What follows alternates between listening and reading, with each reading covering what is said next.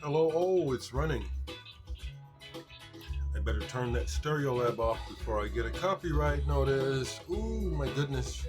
Where is everything? Here it is. Okay. Hey, everybody. How you doing? Excuse me. I just woke up. Can you tell? Yes.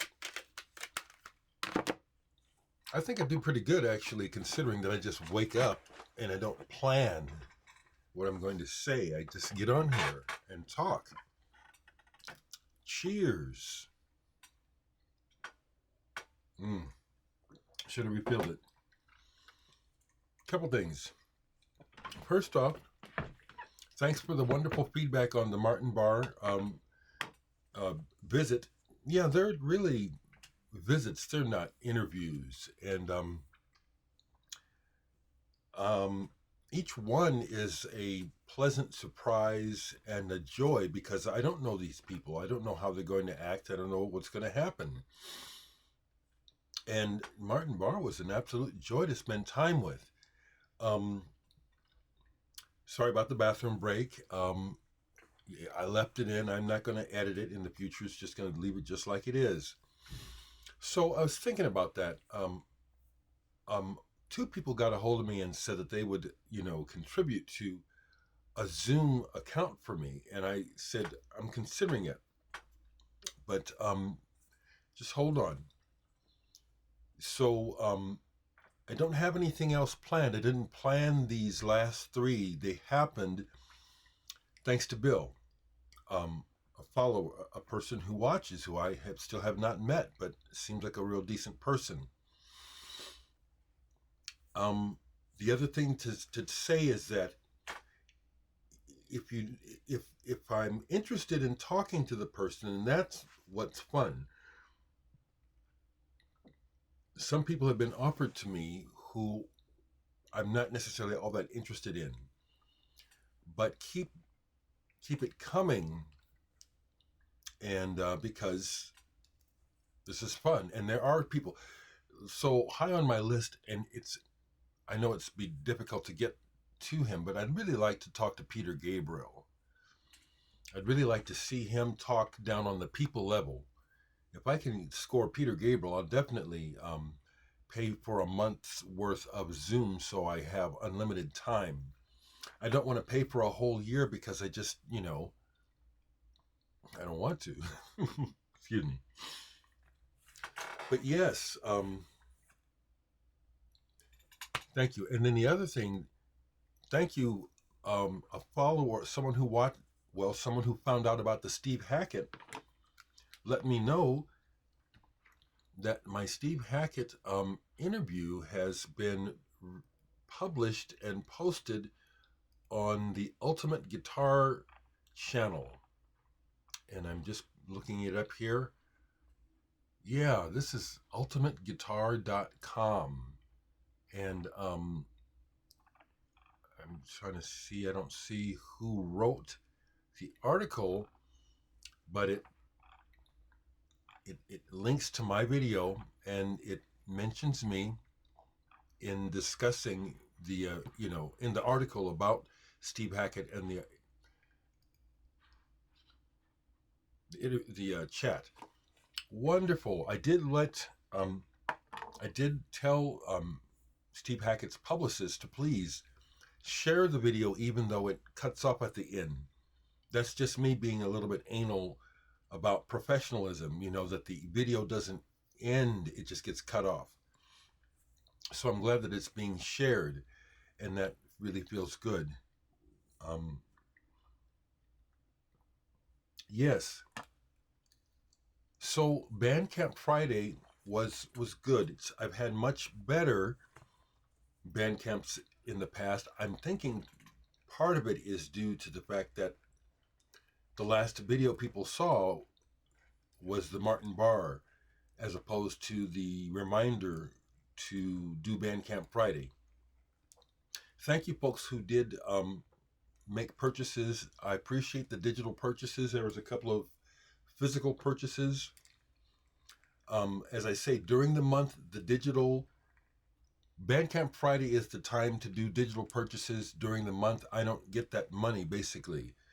During the month, if you buy physical product from me, I receive some money from that. Okay? If you want to donate or contribute, I don't even like the word donate, but I guess it's the reality. If you want to contribute to my channel, and indeed, if that happens, I'll, if I get some general contributions, I'll go ahead and get Zoom. I don't have any other interviews scheduled, so right now there's no reason to buy it. But if something comes up, then okay. But you can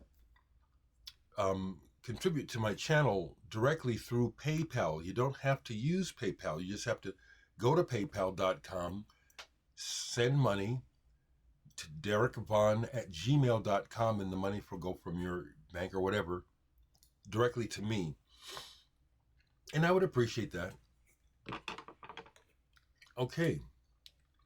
What else? So a friend of mine is in town from Atlanta for the Omaha Film Festival, and he gave me a pass, sent me a pass on the phone for the thing. One of his films is showing today. I'm planning on going, and at the same time, it's real easy for me to not go and just stay at home. I'm really quite comfortable here. I'm not,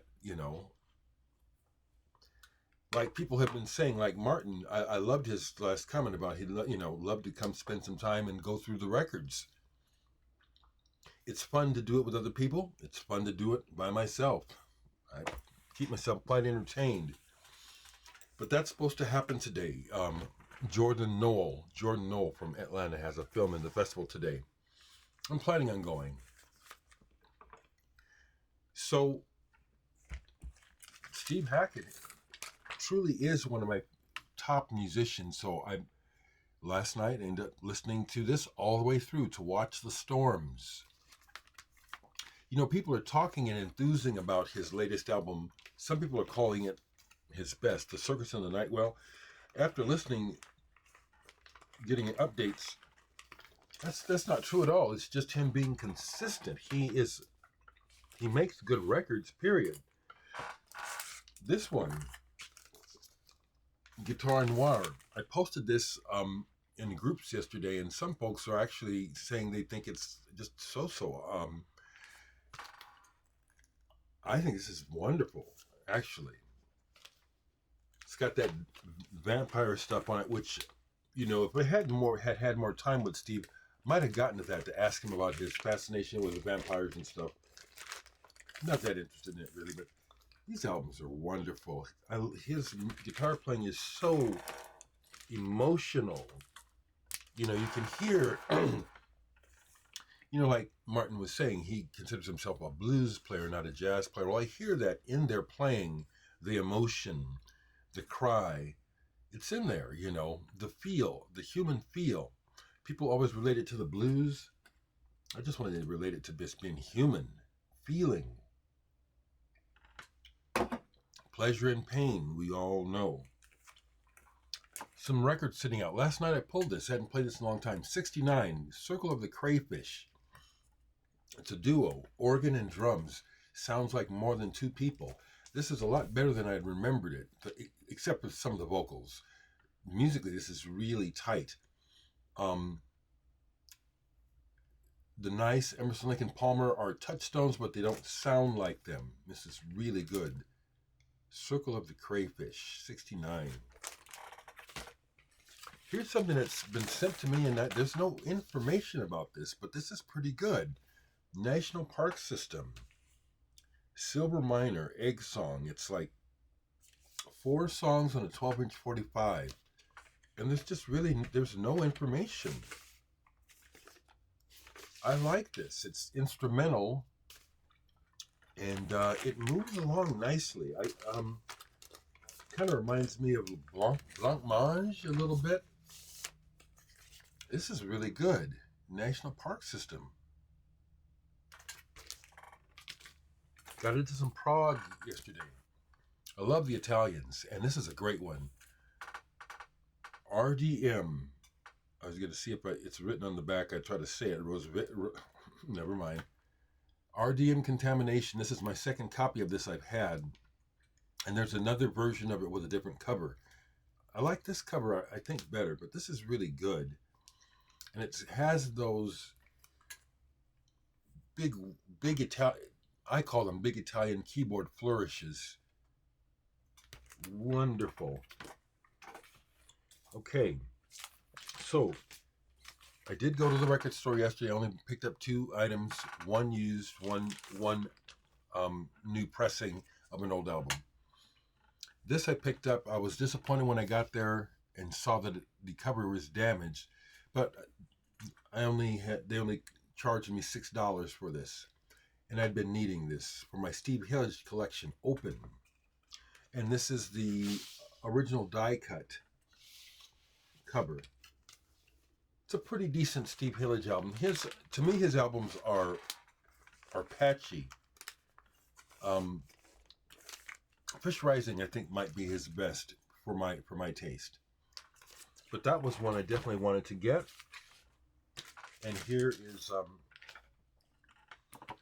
I have a couple of other of their albums, but this is the one to have, and I bought it when it came out on CD.